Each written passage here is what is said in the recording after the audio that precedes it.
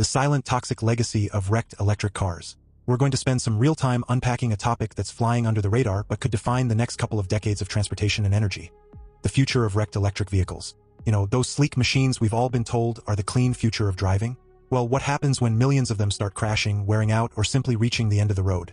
It's not the glamorous side of the story, but it's the one we need to face head-on if we're serious about long-term sustainability. Picture this for a second. We're pushing hard toward a world where electric vehicles dominate the roads, promising zero tailpipe emissions and a break from fossil fuels. It sounds like a straightforward win, right? Cleaner air today, fewer climate headaches tomorrow. But here's the quiet twist that changes everything. Those same vehicles carry a hidden payload of materials that don't just fade away like old rust buckets. Batteries packed with chemicals, layers of advanced plastics and composites, intricate electronics laced with rare metals. When these cars wreck or get decommissioned, they don't politely dissolve into the earth. Instead, they sit there as ticking hazards, potentially leaching toxins, sparking fires that release plumes of nasty fumes, or demanding cleanup efforts that could dwarf anything we've seen from traditional cars.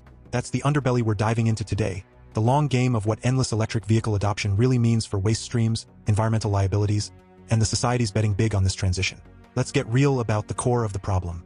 At the heart of every electric vehicle is that massive lithium-ion battery pack, often weighing hundreds of pounds and holding everything from lithium and cobalt to nickel, manganese, and flammable electrolytes. In a wrecked or abandoned car, these packs don't just sit quietly. Damage from a crash or even rough handling during towing can trigger something called thermal runaway, a chain reaction where the battery overheats uncontrollably, leading to fires that burn hotter and longer than gasoline blazes. And it's not just the flames. The smoke carries hydrogen fluoride, carbon monoxide, sulfur dioxide, and heavy metal particulates that can contaminate soil, water, and air for miles around. Firefighting runoff from these incidents, it often exceeds safe limits for metals like aluminum, copper, manganese, and nickel, turning nearby waterways into toxic soups. Now scale that up. Projections show we're heading toward hundreds of thousands of tons of battery waste annually by the early 2030s, ballooning to millions of tons globally by the mid-2030s as the first big waves of vehicles retire. If left unmanaged, a business-as-usual path could see over half of those end up in landfills by the 2040s, where slow degradation lets chemicals leach out over decades. Heavy metals bioaccumulate in the food chain, risking kidney damage, developmental issues, and ecosystem collapse. And that's before we talk about the plastics and electronics. Electric vehicles use more lightweight composites and polymers for efficiency. Battery enclosures, body panels, wiring insulation, all loaded with additives like phthalates, brominated flame retardants, and antimony. Over time, especially after exposure to heat, UV, or fire, these break down into microplastics that fragment further, carrying toxins into soil and water. Fires accelerate this, releasing even more microplastics and leaching chemicals that harm everything from algae growth to human health. Compare that to the old-school combustion cars we've driven for a century. Those things rust and rot for decades without much drama. Their steel and aluminum frames get shredded and recycled profitably at scrapyards, with lead-acid batteries hitting recycling rates above 90% and fluids like oil managed through standard protocols. Sure, there are hydrocarbon leaks and catalytic converter waste, but the system is mature, low drama, and mostly self-sustaining through market value.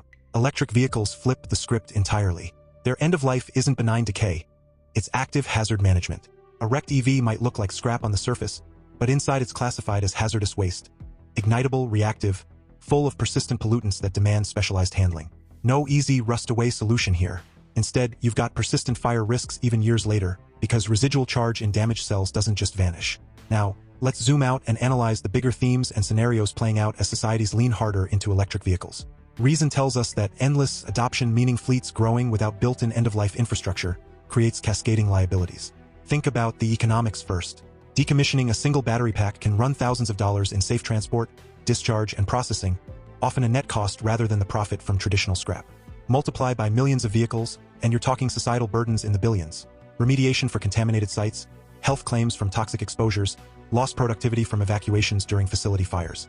We've already seen patterns where recycling plants handling these materials experience blazes that spew plumes across suburbs, forcing wildlife deaths and long-term cleanups.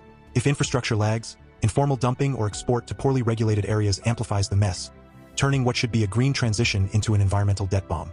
But logic also points to brighter paths if we get proactive. One scenario: a free market-driven approach where innovation rewards second life uses for those batteries. Even after losing 20 to 30% capacity in vehicle duty, most packs retain 70 to 80% juice, plenty for stationary storage like grid backup, solar integration, or commercial peak shaving. Models show this could meet massive energy storage demands by 2050, slashing the need for new mining by 40 to 50% and creating economic value from what was once waste. Companies could profit by repurposing packs into containerized systems for renewables, extending material life cycles and buffering supply shocks. Plastics and electronics? Advanced sorting and chemical recycling could turn them into feedstock for new parts, reducing microplastic pollution at the source. Flip to a more authority-oriented path, heavy on mandates and centralized planning. Strict collection rules, producer responsibility laws, and subsidies for recycling facilities could force diversion rates sky-high, cutting landfill use by a third or more compared to hands-off approaches. Projections from material flow analyses suggest that with the right push, recycled supply could cover 25 to 60% of future battery material needs by the 2040s, stabilizing costs and supply chains. But here's the rub. Without matching infrastructure scale-up, recycling capacity needs to grow 15 to 50 times in the coming decade. Those mandates risk backfiring into shortages, black markets, or overwhelmed systems.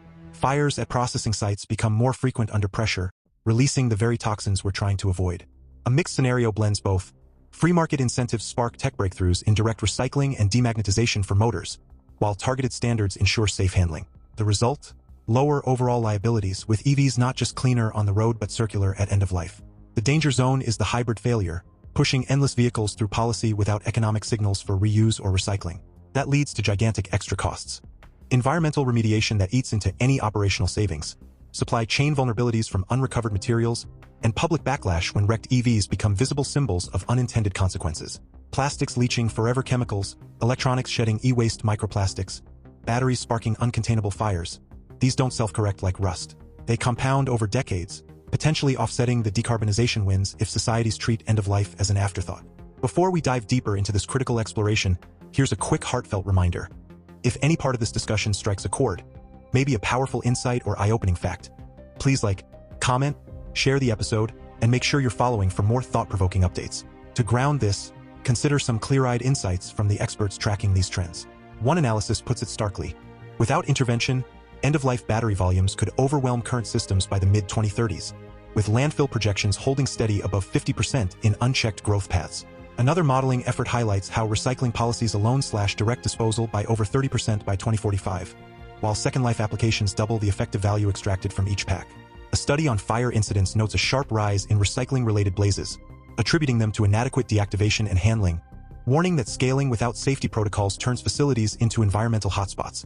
And on the plastics front, research into fire and weathering scenarios shows burned composites releasing hundreds of thousands of microplastic particles per kilogram, laced with antimony that spikes toxicity to aquatic life.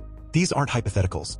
They're logical extensions of current trajectories, backed by lifecycle data showing EVs still edge out combustion cars overall, but only if end-of-life is closed properly. So where does that leave us? My recommendation is straightforward but urgent. Treat end-of-life as a design priority from day one. Automakers and policymakers should prioritize batteries built for easy disassembly and modular reuse, incentivize second-life markets through clear liability frameworks and tax breaks for repurposed storage, and scale recycling tech aggressively. Direct methods that recover materials at lower energy costs than mining. Consumers and fleets can play a part by demanding transparency on battery passports and supporting collection programs. For societies all in on electric vehicles, the smart play is a balanced ecosystem. Let free market creativity drive innovation in repurposing, while authority-oriented oversight ensures no one slips through the cracks on hazardous waste. Neglect this and the liabilities stack up. Toxic legacies, economic drags, eroded trust in the green transition. Get it right, and wrecked EVs become resources, not problems, powering the next phase of energy storage and closing the loop on materials. Wrapping this up, the future of these vehicles isn't written yet. It's a choice between foresight and fallout. We've got the logic, the data, and the incentives staring us in the face. The question is whether we'll act on them before the junkyards fill with more than just metal. Thanks for sticking with me through this deep dive. Let's keep the conversation going in the comments or next time. Drive safe out there, whatever you're rolling in. Catch you soon. Drive free.